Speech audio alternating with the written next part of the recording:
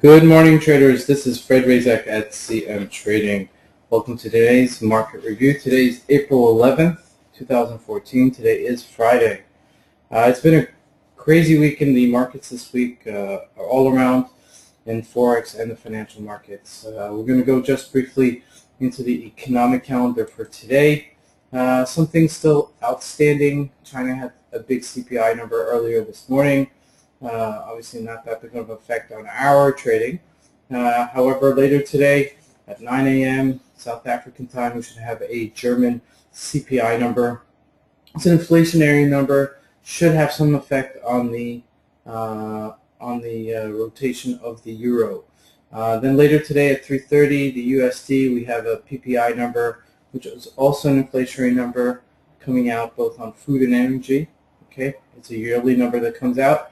And then a more significant number is the consumer sentiment. Okay, that is really a big number of 455. Has the reputation for moving the markets. Just jumping into the Forex symbols just briefly. Of note, we'll start with the EURUSD. The euro rallied 200 pips this past week after its demise from 139.5.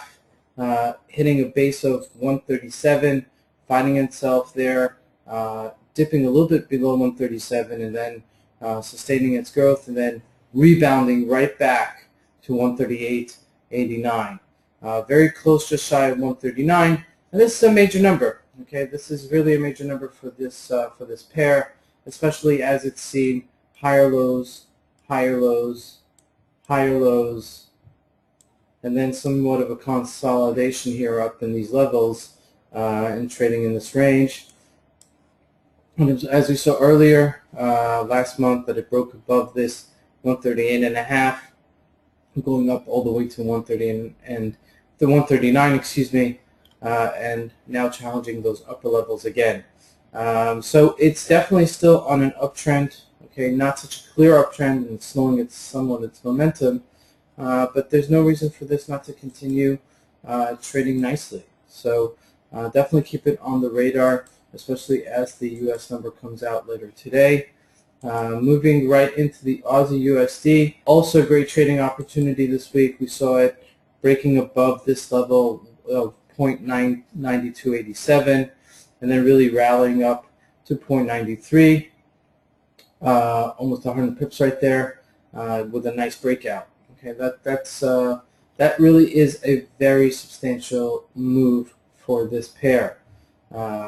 It retraced a little bit overnight, 100 pips, but still a very strong pair. So we should expect to see some sort of consolidation in these levels, but there are multiple places for it to hold its momentum on the upside. So I would continue having this on my radar to see for different opportunities to enter the market on the long side.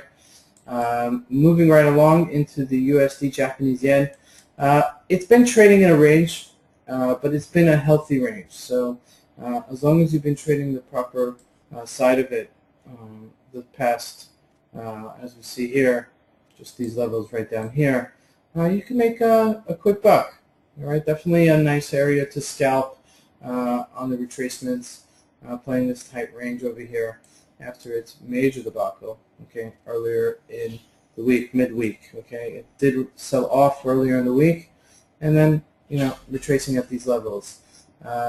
If it holds this 102 level, just looking at a larger time frame, excuse me, we could see it go up to 102.1, to about a 50 pip range until we see some sort of momentum in one direction or another. As you can see from the beginning of last year, it really rallied from 77 to 104, and then it's been consolidating. So these moves are a little bit more difficult to trade, but definitely a good position to have it on the radar for a picking up on the bottom of the range, which is support, and selling the top of the range, which is resistance. Moving into the commodities, of note is the gold. Gold really bounced very nicely in the past 10 days from a low of 1278, hitting a high of 1323. That's almost a $60 to $50 move for the commodity. Of course, this is after a $100 move on the way down. This looks more of a short covering. Okay, a little bit of buying and selling. Okay, there is somewhat of money being flowed into the commodity as a risk aversiveness to the equity market as the stock market retraced quite sharply this week. We should see some continued momentum in it. Okay, it's reaching a new level here at 1325, 1330. So we should see some sort of consolidation in these areas before we see a continued trend either going up or down. And we'll finish off with the Dow Jones, which we've been talking about, which, yesterday came out with some positive news. Alcoa, which is a very big company in the United States, manufactures aluminum, the largest aluminum manufacturing company in the United States, and they came out with earnings that beat the street. But that had already been factored in, and we see that the market really tanked from almost 300 points. So it's at 16,170. So it is trading in this range. It did challenge these upper two ranges as we spoke earlier in the week. And last week we had mentioned that it challenged this area, and now it's finding a base here.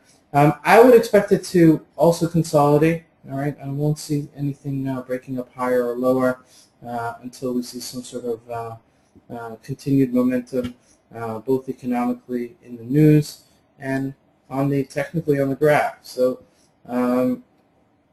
keep it on the radar for continued support for either buying these levels.